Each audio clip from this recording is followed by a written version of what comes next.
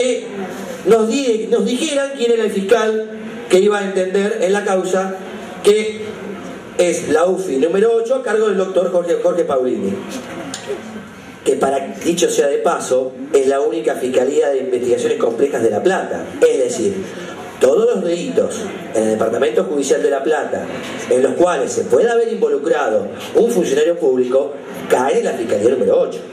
No se sortea.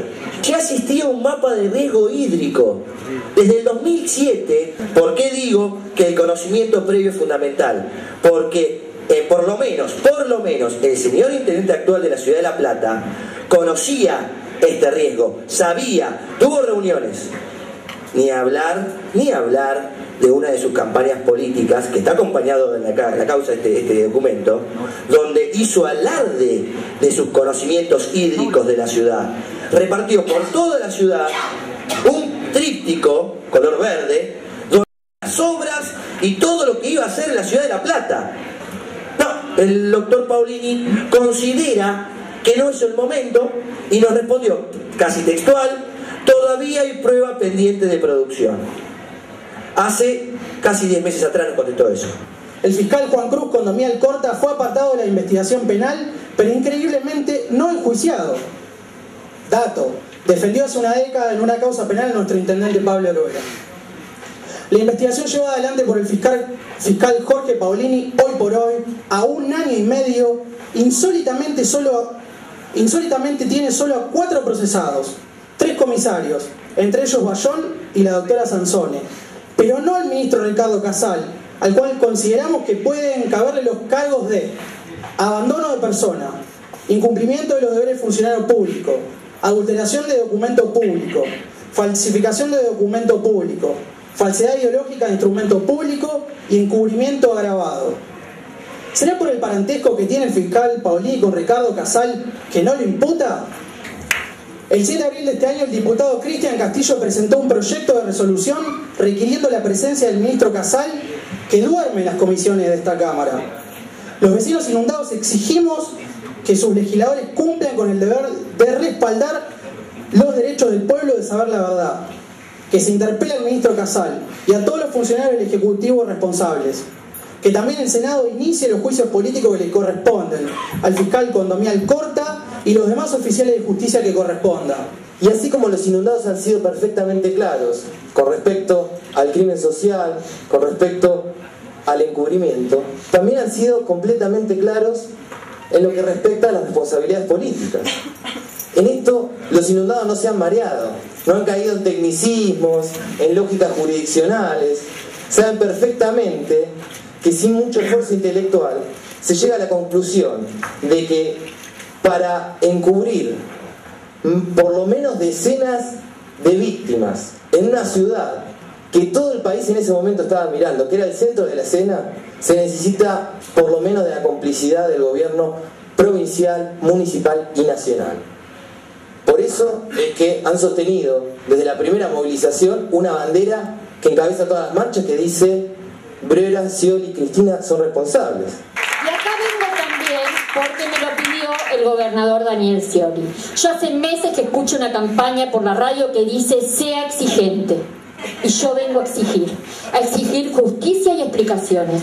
No le voy a pedir, no estoy exigiendo pedir el ticket al que me vende la carne, que se refería a eso, que seamos exigentes los argentinos, que exijamos. Y yo vengo acá a exigirle al gobernador Scioli que venga a dar explicaciones del encubrimiento con el número de los muertos, de dejarnos en un estado de abandono y un crimen que no terminó. Yo siento que este es un crimen permanente, no terminó el 2 de abril, ni el 3 de abril, ni el 10 de abril. Todos los días este crimen continúa.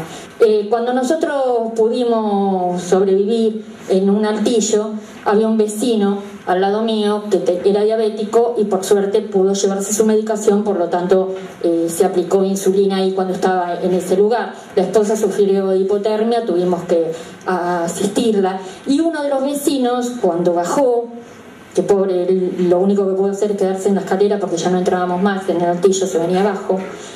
Cuando él bajó al otro día sufrió una ceguera postraumática y poco a poco fue perdiendo toda la movilidad de su cuerpo. Estuvo internado durante 8 meses, recién ahora está volviendo a su casa, padre de 7 hijos, que me imagino que el estrés fue a causa de que perdió absolutamente todo y no sabía cómo iba a hacer para seguir con sus 7 hijos. Eso lo vi yo. Y el otro día me di una vuelta por el barrio para hablar con una vecina, para invitarla a la audiencia, y vi una estantería vacía, un mueble nuevito vacío. Le digo, pero hace mucho que tu hija te regaló te compró este mueble. Sí, pero yo ni siquiera puedo guardar los platos, los sigue teniendo en el piso. O sea, el trauma psicológico, yo que le podía decir, invitarla a la audiencia pública, sí, apenas podía hablar. O sea, es grave, por eso digo que el crimen continúa. Que el intendente Bruera me dijo, ¿para qué salieron? Mi mamá era discapacitada, mi papá la cargó al hombro y gracias a un ciudadano español que se tiró del distribuidor al ver los gritos desesperados de mi hermana porque mis padres estaban ahogando, tienen todavía la hipocresía y la perversidad de decir que es culpa de los muertos. El salir es culpa de los muertos. Enfrente donde se ahogaron me crié toda la vida. Enfrente está su casa. Lo vio media ciudad de La Plata en el distribuidor, que están presentados espontáneamente como testigos. Yo no sé qué más tienen que escuchar. Yo no sé qué más tiene que pasar para que se den cuenta que esto es un crimen social. Que detrás de cada número hay vidas cruelmente asesinadas. En mi familia me destruyeron la vida. 2, que podrían haber sido 3, que son mi única familia. 60 años tirados a su suerte, muertos como perros, y que el intendente Bruera todavía tiene la crueldad de decir, ¿para qué salieron? ¿Para qué arriesgaron la vida? No sabía arriba de quién tirarme primero para despedirme de mis padres. Y me devuelven certificados de defunción truchos, diciendo que habían fallecido el 2 a las 10 de la noche. 1 por asfixia mecánica, porque alguien lo ahorca. ¿Saben por qué? Porque la gente del distribuidor, al ver los gritos desesperados de mi hermana, que ya mi mamá se había ahogado, se cayeron adentro de un canal que hay en el distribuidor, de un empalme que tiene más de 2 metros. La gente desesperada rescata a mi papá y trata de hacerle todo tipo de reanimación. Se valen de eso sin una autopsia previa para decir que alguien lo ahorca y lo tira el día anterior. Cuando hay un llamado desesperado de mi papá a las 5 de la mañana diciéndome que iban para mi casa con mi mamá a caballito.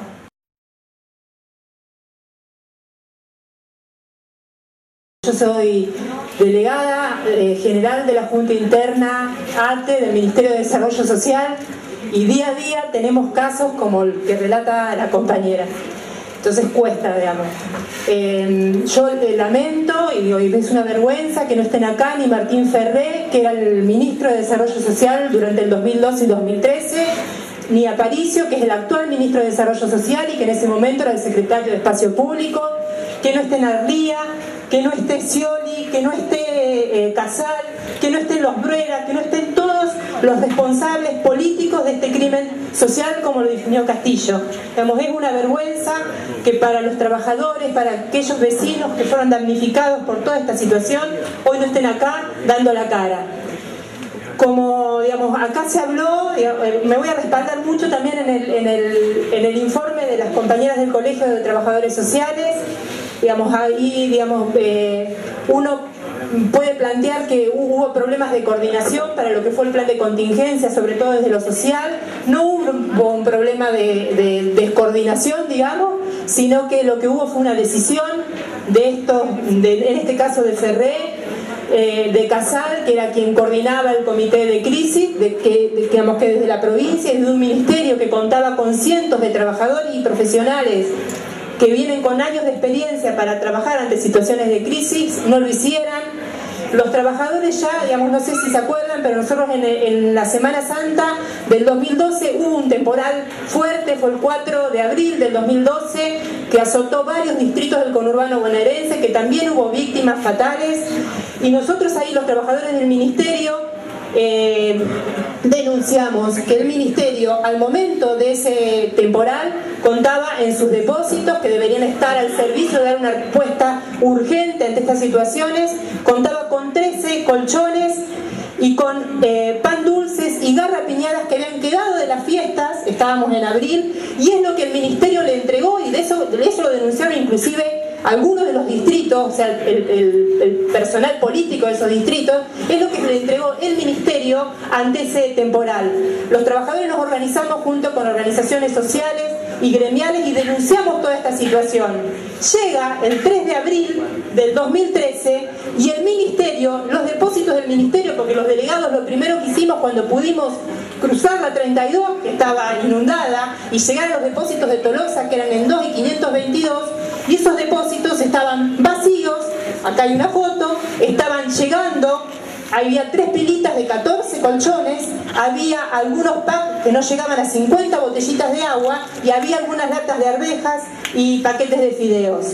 Eso pasa el 3 de abril. El 4 de abril los trabajadores nos presentamos en la puerta de nuestro ministerio, porque como plantea hoy Mirta, digamos, para nosotros es deber, venimos con experiencia, intervenimos a full, por ejemplo, me acuerdo yo hacía poco que trabajaba en la inundación de Pergamino del 95, de este ministerio viajamos, nos presentamos a las 8 de la mañana a las puertas del ministerio el jueves 4 de abril, y el ministerio estaba cerrado, con la excusa que no había luz. Nos juntamos los trabajadores, inclusive compañeros que se habían inundado, nos presentamos en la puerta del ministerio y hicimos una asamblea.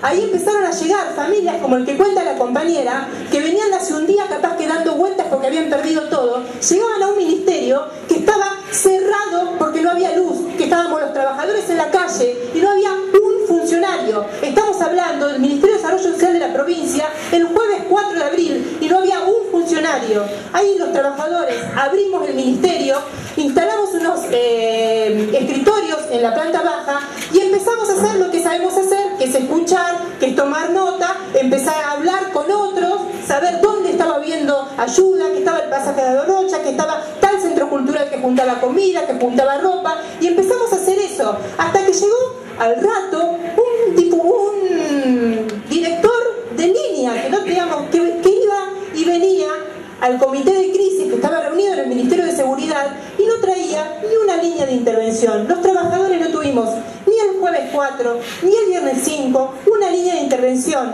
Nos juntábamos en la planta baja, atendíamos a las personas, las familias que llegaban, las escuchábamos, las intentábamos derivar a algún centro voluntario. Así intervino la provincia. Entonces digo, fue una decisión, no fue un problema de coordinación. Estábamos los trabajadores ahí, lo veníamos denunciando. Entonces, digamos, eso es lo que queríamos que quede claro. Al día de hoy, a 18 meses de eso, el ministerio sigue sin dar respuesta, ni siquiera en los casos que después relevó. Acá hay casos seguramente que saben que tienen un expediente iniciado en el Ministerio de Desarrollo Social y no hay ni una respuesta. Digamos, hay filas de expedientes que todavía no tuvieron ninguna resolución. Y lo que queríamos plantear, yo quería hacerlo corto porque es más importante lo que puedan plantear otros compañeros, es que si uno ve el presupuesto que acaba de girar el Ejecutivo a la legislatura, para el Ministerio de Desarrollo Social contempla, no llega al 30% de aumento de la partida, muy por debajo del porcentaje general del presupuesto, muy por debajo de la inflación real y muy por debajo del 66% de aumento que va a tener el rubro de seguridad. Entonces nosotros, no solamente que sabemos que va a haber, que hay condiciones para que haya nuevas inundaciones, nuevas situaciones, el Ministerio con este presupuesto que van a aprobar, yo sé que Castillo, la banca del FIT no lo va a aprobar, no sé qué harán los otros bloques, tengo claridad que el oficialismo, pero también el presupuesto lo votan los opositores mayoritarios, es que si se aprueba este presupuesto que viene, que es de ajuste y de mano dura, no va a haber ninguna respuesta de aquí en más para las situaciones de crisis sociales, de crímenes sociales, de tragedias, de catástrofes. Gracias. Centeno de Izquierda.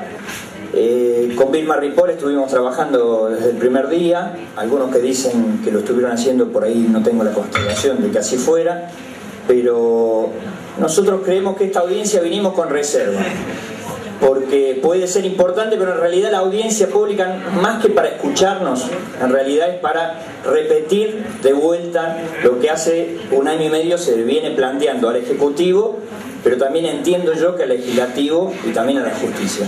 El tema de los subsidios está sin aprobar. y el tema de la justicia está sin concretar. Eso entiendo que es la síntesis, por lo menos para nosotros desde el MST, de esta audiencia. Los subsidios, déjennos que lo vamos a tratar, porque decíamos que había que aplicar una ley de subsidios. ¿Qué hicimos con esa ley de subsidios? Se la presentamos a algunos bloques, no nos encajetamos, perdón la palabra, no nos encabritamos con nuestro proyecto. Yo personalmente trabajé para analizar los proyectos del PJ, del bloque del FAP y distintos, y nos juntamos a todos, inclusive con gente del PRO y de lo que era de Narváez, que hoy está con muchos funcionarios del gobierno. E hicimos un único proyecto. Trabajamos para eso, bueno, dijimos el proyecto de la izquierda. Hagamos un proyecto que sirva y que sea votable. Nos falta un voto nada más. Es más, yo digo porque acá se puede cambiar en la vida. Yo he visto algunos que hoy no están acá, que han criticado al Papa y los he visto sacándose una foto con él. Es decir, todo puede cambiar en la vida. Entonces creo que si hoy nosotros lográramos que el presidente de la comisión o alguno de los tres funcionarios del Frente para la Victoria diera su voto favorable, habría ley de subsidio para todos los vecinos de La Plata, con una comisión de seguimiento de parte de los vecinos, que eso es lo que propusimos en su momento. Y por último, el 598 lo podrán jugar a la quiniela, pero el proyecto de 598, 1314, mañana puede ser ley si algunos de los del bloque oficialista deciden que va a haber subsidios, va a haber resarcimiento para los vecinos, que es una de las cosas que ellos podrían hacer y no solo esperar y criticar al oficialismo. Esta es una parte un poco aburrida, que puede parecer tediosa, y algunos se preguntarán si es necesario realmente que uno le ponga un número a este tipo de cosas, y algunos inclusive se preguntarán si es posible ponerle un número a semejante tragedia. Pero lo cierto es que los hacedores de política pública tienen que tomar decisiones, y cuando tienen que tomar decisiones, las obras que tienen un determinado costo las tienen que justificar. Y por lo tanto es vital, no solamente desde el punto de vista de los subsidios, que es la segunda razón por la cual hay que medir esto, sino desde el punto de vista de la justificación de las obras, mensurar con precisión cuál es el costo que tiene para la ciudad que lluevan 100 milímetros, que lluevan 200 milímetros, que lluevan 300 milímetros, porque eso nos va a dar el costo económico de la altura de la lámina de agua en distintos lugares de la ciudad y nos va a justificar o no las distintas obras que se pueden hacer, ¿no? ¿Cuál era el costo de evitar esta tragedia? Hay varios informes de la Facultad de Ingeniería escritos con anticipación a la tragedia. En su momento se había calculado que se podría haber evitado, no evitado completamente la tragedia, pero las obras que había pedido el informe que recién citaron de Romanazzi del año 2007, que después se rehizo en el 2008, hablaba en su momento de 1.300, más precisamente 1.384 millones de pesos para hacer las obras que recomendaban esos especialistas que eran necesarias. Actualizados esos valores a hoy estamos hablando de 1.825 millones de pesos. Ese es el costo que habrían salido las obras, y ahora vamos a ver en realidad cuál era el beneficio. Evitar las pérdidas materiales, evitar el lucro cesante de las personas y comercios afectados, evitar las consecuencias necesarias en materia de salud, evitar las consecuencias negativas en materia de educación por los días de clase perdidos y todo lo que significó eso, evitar el daño psicológico que nosotros medimos también en el estudio que hicimos, el estrés postraumático, evitar las pérdidas materiales invaluables, algunas que no tienen realmente manera de ponerle valor uno, y por supuesto evitar la pérdida de vidas, que es lo más importante, ¿no? ¿Cómo se comparan los costos con los beneficios? Bueno, hay toda una metodología. No quiero dar una clase de economía hoy, no es el objetivo, quiero más que nada compartir los números de la investigación que hicimos nosotros en la ciudad de La Plata muy pocas semanas después de ocurrir la tragedia, para que tengamos una dimensión de la magnitud que tendrían que tener en todo caso los subsidios, ¿no? Nosotros cuantificamos los daños, hay también una metodología que se sigue, no es que lo hicimos al tuntún, sino que hay una metodología de medición de este tipo de catástrofes naturales que ya está bastante validada por la literatura económica, y nosotros lo que hicimos fue una encuesta muy grande en la ciudad de La Plata, barrimos la ciudad de La Plata de punta a punta, no nos dio el presupuesto, en realidad todo lo hicimos a pulmón, nadie cobró nada, fue todo un equipo de voluntarios de la Facultad de Ciencias Económicas, barrimos completamente toda la ciudad de La Plata, y del relevamiento surgió que 34,7% de los hogares se habían visto directamente afectados, ¿no? Eso quiere decir no que haya necesariamente entrado agua, casi un 80% de esos hogares realmente recibieron agua, son unos 55.000 hogares, pero ese porcentaje grande que está ahí son hogares que o bien les entró agua, o bien podrían haber sufrido la pérdida de algún automotor, o bien alguna persona afectada, o bien algún comercio, ¿sí? Pero siempre de manera directa. Prácticamente 27-28% de las viviendas de la ciudad de La Plata recibieron inclusive ingreso de agua directamente, casi una de cada 3 viviendas de la ciudad de La Plata, ¿no es cierto? Este es un gráfico que todos ustedes vieron y que en distintos medios y que nos permite entender por qué nos dio un número tan grande, ¿no? Porque nosotros mismos revisamos varias veces los números, pero no podíamos creer que hubiera sido tan masivo el daño, ¿no? Y realmente sí, claro, cuando uno ve por dónde pasaban las cuencas de los distintos arroyos, es evidente que prácticamente una tercera parte de la ciudad estuvo bajo el agua, ¿no? Ahora, vamos a ponerle número después a eso. Entonces nosotros fuimos casa por casa, relevando cada uno de los daños materiales que habían tenido cada una de esas casas. 75% de los hogares tenía daños en el mobiliario por un valor promedio de 24.780 pesos. 80% de los hogares inundados con problemas en las instalaciones, con una pérdida promedio de 11.557 pesos. 56,87% sufrió pérdidas totales o parciales de electrodomésticos, valor estimado de 10.000 pesos en promedio. 48% de los hogares con pérdidas de ropa, calzado, etcétera, por valor de 4.500 pesos en promedio en esos hogares. 44% con pérdidas de alimentos, las alacenas que no sirvieron más para nada, por 1.400 millones. 7,8% de los afectados reportó haber sufrido pérdidas en sus comercios, con daños promedio de 5.000 pesos aproximadamente. El total de las pérdidas monetarias, y este es el número central que pudimos relevar, asciende a 3.400 millones de pesos. Ese es un valor piso, que cuando nosotros lo dividimos por el total de los hogares afectados, nos da un valor de 43.185 pesos por hogar. Estos son valores del año pasado. Actualizarlos acá implicaría prácticamente un 40% más del efecto inflacionario, o sea que prácticamente 4 por 4, 16, estamos en 60.000, alrededor de 60.000 pesos por hogar afectado de subsidios en promedio, ¿no? Este es el valor promedio de los subsidios, pero con eso cubrimos solamente algunas de las pérdidas materiales. Además de eso hubo, en promedio, 3,3 días sufrieron los vecinos de corte de los servicios. No le pusimos valor a eso, eso también tiene un valor monetario. Además, 26% de los hogares tuvo que hacer gastos de salud, un promedio de 650 pesos por hogar en gastos de salud. Gente, por ejemplo, en mi caso particular de mi hermana que fue inundada y que después de limpiar la casa entre todos aparecimos brotados, porque bueno, cosas que pasaban le pasó a todo el mundo en la ciudad, ¿no? Entonces había que gastar en cremas y cosas varias.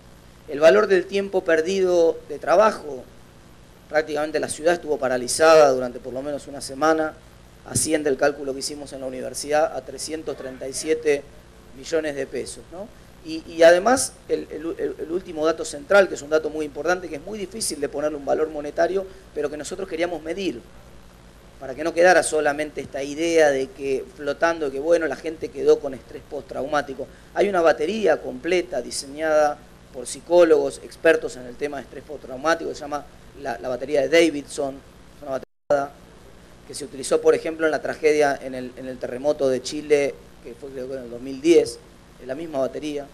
Corrimos exactamente esa batería en todos los hogares que habían sido afectados. Un 15% de los hogares afectados hay presencia de estrés postraumático. Cosa que es muy difícil de ponerle valor, pero que tiene un impacto terrible en la ciudad y que algunos lo vivimos en carne propia. Yo conozco muchas historias de gente que cuando empieza a llover un poquito empieza a llover en La Plata, empiezan a subir el televisor a la planta de arriba, empiezan a poner la heladera arriba de la mesa, desesperada. Esto es entramos todos en una psicosis que obviamente no le hace bien a nadie. Gente que, por ejemplo, perdía alumnos que tenían la facultad. Recuerdo el caso de una chica que, claro, cada día que llovía la chica no venía porque no se animaba a dejar la casa en las condiciones que había quedado la casa la vez pasada, tenía pánico y bueno, caían 2 gotas y la chica no venía y perdió muchos días de clase por esa razón. Entonces, 15% de los hogares afectados, que son prácticamente 1 de cada 3 hogares en la ciudad de La Plata, sufrieron estrés postraumático, ¿no? Y nosotros hicimos otro trabajo que fue identificar cuál había sido la pérdida. Esa es la pérdida promedio, la que nosotros identificamos, 43.000 pesos por hogar, que valores de hoy, vuelvo a decir, serían 60.000 pesos por hogar. Pero luego lo que hicimos fue ver por decil socioeconómico, a ver cómo había pegado en los distintos deciles socioeconómicos. En el 10% más pobre de la población, la pérdida promedio fue de 34.000 pesos por hogar. No es simétrica, ni hay una relación lineal, como pueden observar en esa tabla. Por ejemplo, el decil más afectado no es el más rico, sino es el decil 7 de la distribución del ingreso. Ustedes pueden pensar, pero ¿cómo puede? La lógica es que las casas más acomodadas perdieron más en términos cuantitativos porque el valor de los mobiliarios quizás era más alto, etcétera. Viceversa, las casas más humildes obviamente valían menos en términos económicos, pero lo concreto es que el agua no fue la misma en todos los lugares y entonces en algunos lugares por ahí de clase media, que es el decil 7 en la ciudad de La Plata, esos hogares quizás fueron más afectados y por eso el reporte de pérdidas monetarias en esos hogares es más alto. Esto obviamente implica una complejidad a la hora de determinar cuál es el valor monetario de un subsidio, porque uno podría pensar, bueno, que le den un subsidio a todos los hogares por ese monto, y por el monto promedio, y esto, bueno, podría generar una injusticia con algunos hogares que sufrieron más y otros que sufrieron menos, ¿no? Entonces, la pregunta es, ¿tenemos la tecnología como para saber, por lo menos por zonas, cuál fue la pérdida económica? Sí, la tenemos. Y ese es otro dato súper importante que nosotros queríamos aportar, porque la universidad tiene una serie de modelos que se llaman estudios planimétricos, que le permite saber cuando cae una lluvia de X cantidad de milímetros, qué cantidad de agua se acumula en cada una de las esquinas de la ciudad. Hoy la Universidad Nacional de La Plata, la Facultad de Ingeniería, sabe si llueven 200 milímetros, cuánta agua se va a acumular en la esquina de 6 y 47 que no va a poder escurrir por el coeficiente de escorrentía que mencionó recién el colega que me precedió en el uso de la palabra. Ahora, eso está calculado, pero lo que faltaba calcular era cuánto valía en términos de pérdidas económicas que se acumulen 80 centímetros en esa esquina o que se acumule 1,20 metros en esa esquina, ¿no? Y esa es la contribución que hace el trabajo nuestro. Y finalmente, obviamente, queda lo invaluable, ¿no? Esta chica probablemente la conocen muchos de ustedes, es Ana Cabello, que fue compañera mía de trabajo en el club universitario y que la familia entera se quedó sin el padre y eso no se le puede poner valor, lamentablemente. Los economistas a veces hacemos la tarea dura esa de igual, de todas maneras, asignarle un valor al lucro cesante, bueno, porque eventualmente en alguna indemnización hay que hacerlo. Nosotros hasta acá llegamos, digamos. Este paso no lo quisimos dar porque nos pareció que nos pasaba por encima, aunque algunas veces algunos lo hacen, pero nos pareció que hasta acá podíamos llegar nosotros. Esperamos que esta contribución de la facultad sirva no solamente para los efectos de determinar la indemnización. Indemnización en realidad es una palabra que acá no corresponde porque indemnizar quiere decir dejar igual, ¿no? Y acá dejar igual es imposible, así que, pero en todo caso algún tipo de resarcimiento sirva para eso y sobre todo que sirva, lo más importante, para que los que tienen que tomar las decisiones de políticas públicas sepan cuál es el costo y cuál es el beneficio de cada una de las medidas que tienen que tomar y se justifiquen las obras que hay que hacer. Muchas gracias. La audiencia duró 14 horas y contó con más de 100 oradores. Ante la ausencia de funcionarios del Ejecutivo Provincial y municipales, el presidente de la audiencia, diputado José Otavis, remitió a las preguntas formuladas y el informe realizado por los especialistas y participantes al Poder Ejecutivo Provincial, con el objetivo de poner en conocimiento y obtener las respuestas correspondientes.